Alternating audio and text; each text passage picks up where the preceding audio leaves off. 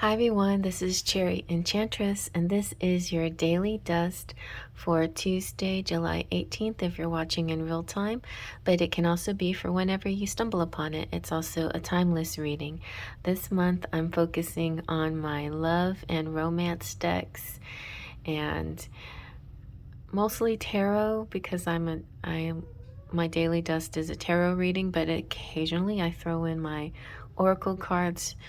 And there's such a great selection of romantic oracles out there. I just have to do it.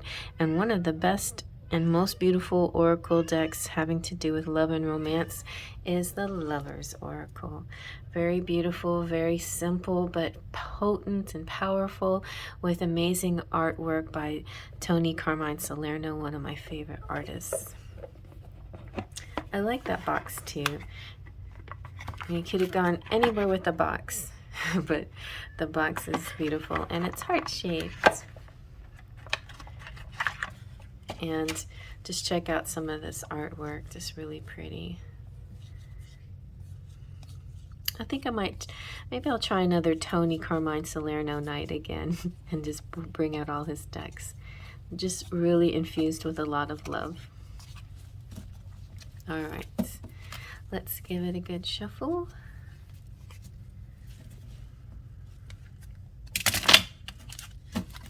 And I'll pull from the middle. Wonder what that could be.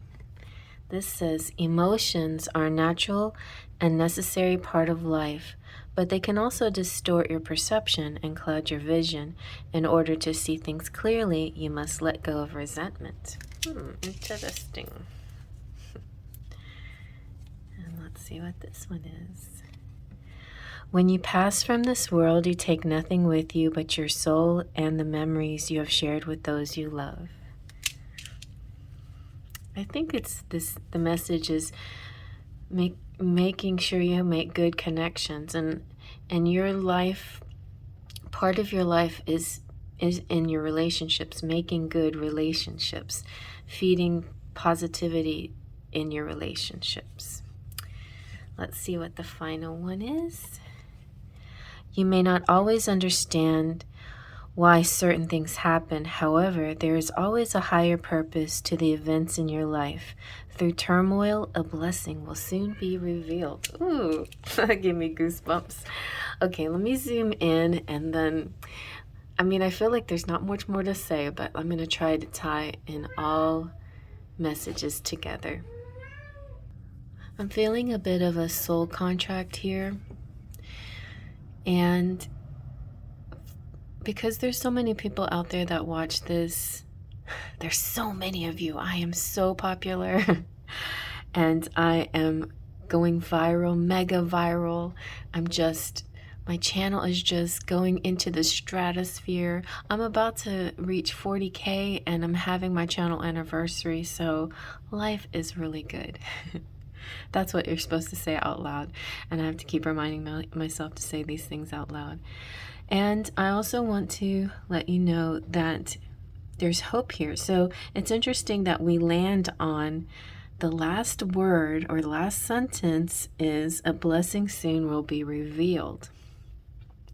So like I said, there's so many people watching and there's different perspectives out there. I'm feeling one perspective of a person who is connected to someone they love very much, but there's a lot of challenges connecting to this person, being with them. And it seems like sometimes the journey is too hard and the desired outcome seems so far away. And there's lots of ups and downs. And so let me just say, this one feels like twin flame. So if you fit into this category of maybe you're a bit separated, maybe you have obstacles. I know it sounds sort of counterproductive to what we dream a twin flame should be. Like, we always dream that that's the ultimate connection and it's the true person and all of that. And it is. It really is. It's really part of your soul. And what more is there in this life but to really, really, truly understand ourselves and really deeply connect to our soul. And in order to connect to our own soul, we're tapping into the soul that's connecting with us. But some of you may be in a soulmate type of relationship, which could be a variety of levels. If you're in a romantic soulmate relationship, then two souls are connecting very nicely here, but there could be sort of a day-to-day. This is a mundane reading, generally speaking. So what I mean by mundane is that it's the everyday, daily ins and outs that you go through. Some days are better than others, but through it all, you have each other, and I feel like eventually something really exciting is going to be revealed, and it's going to feel really nice. Then if you're not connecting with anyone in particular, you don't see any particular person in your mind. Some of what you might be going through is certain blockages that you've been through a lot, and it's completely understandable to build up walls. And even if you don't consciously realize you're building up a wall, something about your emotions and the things that you're saying to yourself are creating a wall or some kind of resistance to opening your heart to love. And you know what? That's fine. Actually, sometimes we have to do what we need to do for survival's sake, just so we can get through every day. We don't need to constantly be open all the time. Although you'll find that that also in itself gets tiring too, to constantly holding up a barrier or protecting yourself in an armor.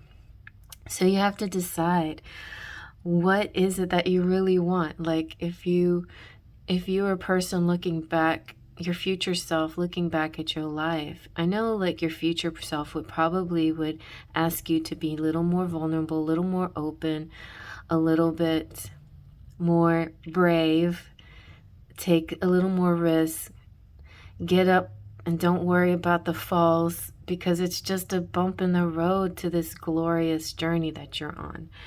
So in that middle card, I think is really especially for this group. When you pass from this world, you take nothing with you but your soul and the memories you have shared with those you love.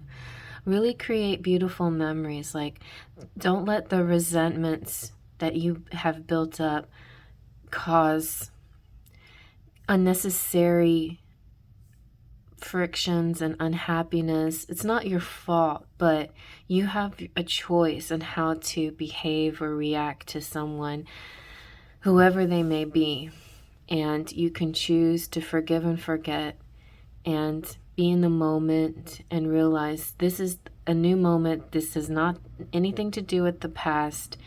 I'm going to focus on the circumstances surrounding this particular moment and only react or act towards this moment without projection into the future and without remembering resentful, hurtful things from the past or anything. I mean, you can remember some good things from the past, but that also can be tricky too, because a lot of times we expect, like say we're reigniting with an old flame, a lot of times we expect the past to come back, like the good things, like those good qualities that they had. Your expectations are up and you're like, oh, they're going to do this for me. And if they don't, then maybe then you get disappointed. Or you might remember a negative thing that they did, and I better be careful because they react this way if I do this. But you don't know, because they're not necessarily the exact same person today as they were then. So keep that in mind too. Like when you're dealing with people from the past as well. I feel like a lot of you may be connecting with people from a past life. And so our souls reincarnate together in groups, and we often will meet and encounter people that seem very familiar to us because they're part of our soul family. Now, the twin flame can seem the same as that initially, but the twin flame is a journey that goes kind of like a step above. But all journeys, all connections with all people, whether it's romantic or platonic or with pets or whatever, all of them have a certain quality about them that can help you heal and help you find and discover your self-love. And it's all part of your journey of self-love. I listen to, and I don't normally listen to Abraham Hicks, but something really interesting she said that seemed at the moment that not to make any sense at all. And she said, the good that you do for yourself, you do for others. And I'm like, really? That's weird. And I always thought of it that the good I do for others is good for me, you know, like if I'm helping you, I'm helping myself. But the other way around, I never thought of it that much that way. Like the good that I do for me, I do for others.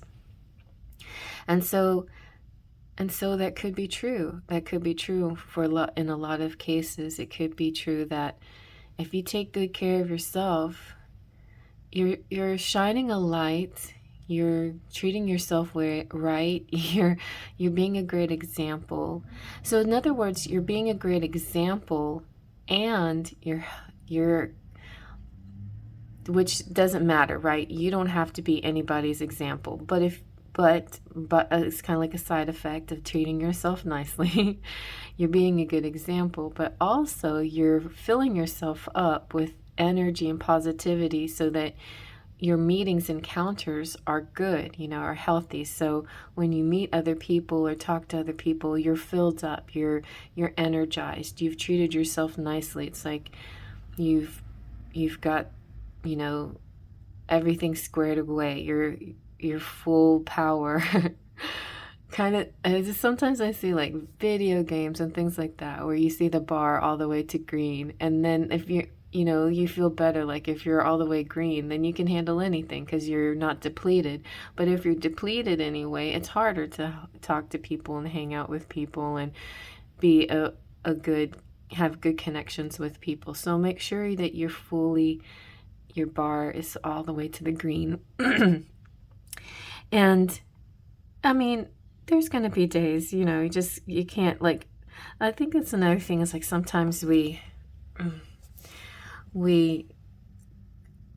get down on ourselves too much if we're not perfect, if we don't achieve things so like we're supposed to, like we're meant to be or whatever. Like every day is a process, every day is a learning thing. Every day brings some new insight, some new reason, something else.